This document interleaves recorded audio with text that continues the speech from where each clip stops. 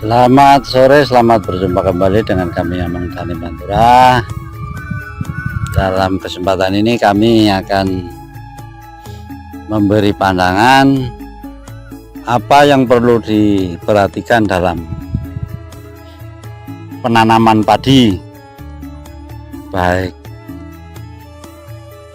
jarak tanam, jarak antar tanam, atau sistem yang bisa dipakai untuk mempermudah dalam pemeliharaan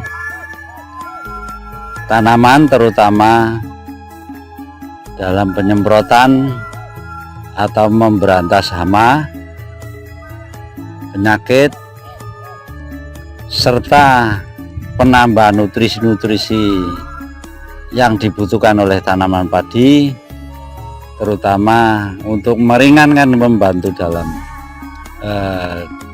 pemupukan, karena harga pupuk yang semakin kesini semakin tinggi, sehingga kemampuan petani juga terbatas karena disesuaikan dengan nanti pasca produksinya harganya imbang atau tidak.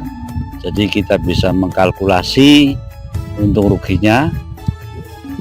Di sini kebanyakan petani di daerah kami belum bisa membandingkan atau membedakan sistem jajar legowo atau sistem tanam yang legowo.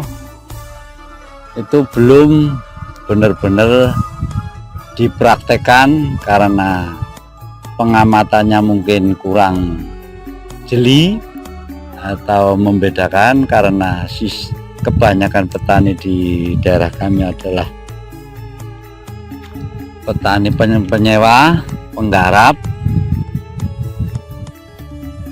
Jarang sekali yang benar-benar petani yang milik sendiri, dikonsumsi sendiri, sehingga bisa membedakan sistem manakah yang lebih baik.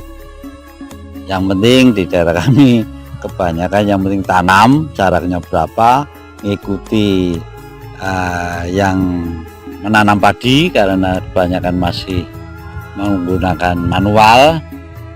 Di sini yang perlu diperhatikan adalah sistemnya untuk mempermudah dalam pemeliharaan. Jelas sistemnya pakai sistem legowo.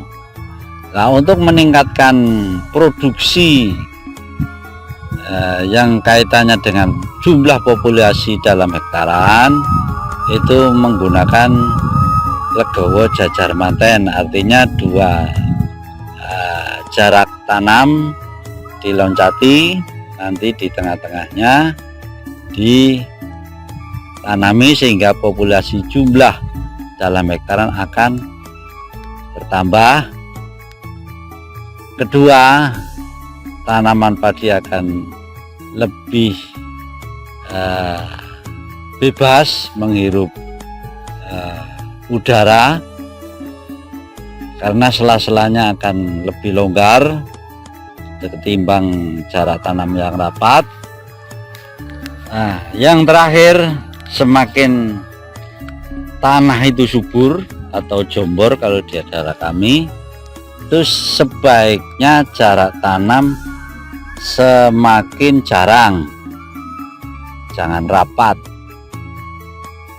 Nah, kemungkinan di sini jarang juga diperhatikan dari faktor karakter benih itu sendiri. Misalnya faktor karakter benih itu sendiri, anakannya banyak. Kita tidak perlu menanam padi yang sebanyak ini, karena ini saya lihat ada yang 6, ada yang 5, ada yang berapa ini. Nah, ini itu justru akan mengurangi anakan, karena semakin ini semakin rapat ini, persaingan anakan pertumbuhan itu akan berkurang karena ditunjang oleh kesediaan nutrisi tersebut kurang sehingga muncullah padi yang malainya pendek. Tuh. Beda kalau di daerah-daerah tandus, kemungkinan untuk padi beranak itu akan kecil sehingga membutuhkan benih yang banyak. Beda kalau di daerah, sebenarnya di daerah kami itu tanahnya gembur seperti ini, itu lebih baik jarak tanamnya itu minimal 27 cm persegi atau 27 kali 30. Memang sebelum beranak atau berkembang itu akan kelihatan jarang, tapi begitu sudah mulai berkembang atau beranak itu akan justru semakin rapat, padinya besar-besar, malainya panjang-panjang. Boleh buktikan, percaya atau tidak silahkan. Misalnya padi benihnya di semeter sudah terlanjur tua, jangan pusing, yang penting gerak cepat. Artinya apa? Begitu tanam 1 minggu itu segera dipupuk supaya anakannya itu akan mengejar dan indukannya itu akan keluar malai, tapi pada akhirnya hilang, sehingga padinya juga bertahan, tahan terhadap penyakit terutama. Dan saya pelajari padinya akan kelihatan bersih atau bernas. Beda kalau umur-umur yang 15 hari atau 17 hari sebetulnya kurang pas untuk di daerah kami, terutama serangan keong mas itu akan lebih ganas karena umur benihnya masih muda. Beda yang umur benih sudah tua itu akan mending, walaupun sekarang ada pupuk yang untuk membunuh keong, tapi perkembangan keong juga cukup banyak sehingga para petani juga akan lebih kewalahan. Mungkin itu yang perlu diperhatikan dalam penanaman padi, terutama sistem atau jarak tanam itu perlu diperhatikan. Demikianlah yang kami pelajari selama sekian tahun di daerah kami, karena semakin sini juga semakin keadaan lahan atau kondisi lahan semakin tua atau terkontaminasi dengan bahan-bahan kimia yang lain, sehingga perlu penanganan yang khusus atau penanganan yang tepat supaya lahan kita